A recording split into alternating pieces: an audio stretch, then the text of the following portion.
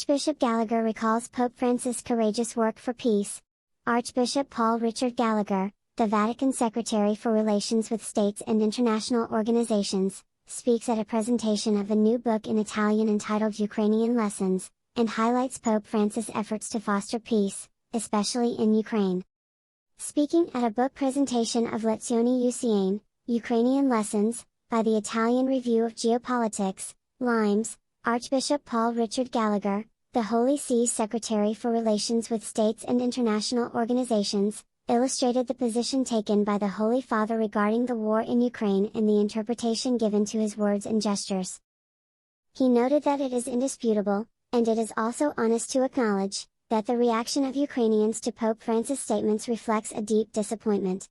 This also has been expressed both by Ukrainian government authorities and by various religious representatives of local churches and church communities, in some cases even recently. Reaction to the Pope's public words and gestures and their interpretation can rightly be given with freedom and discretion. Desire for dialogue and peace. However, the Archbishop pointed out that interpreting them as acts of empty pacifism and expressions of the theatrical genre of pious wishful thinking, does not do justice to the vision and intentions of the Holy Father, who does not want to resign himself to war and is obstinate in believing in peace, inviting everyone to be its creative and courageous weavers and artisans. He further explained that what motivates the Holy Father is nothing but the desire to make dialogue and peace possible, inspired by the principle that the Church should not use the language of politics, but the language of Jesus. He went on to say that everyone should recognize that the Holy Father's gestures and words are not the expression of a mere rhetoric of peace, but of a strong and courageous prophecy of peace, which challenges the reality of war and its supposed inevitability. This prophecy, however, is often rejected and condemned rather than being welcomed and supported, he acknowledged. Solidarity and Christian closeness.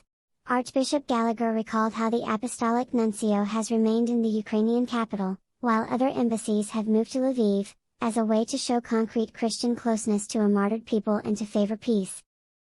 In this sense, it is also noteworthy the involvement of the local Catholic Church, both of Latin and Eastern Rite, and also of various Catholic charitable organizations, especially in the humanitarian sphere, without forgetting the numerous missions carried out in Ukraine by Cardinal Konrad Krajewski, His Holiness Almoner, he noted.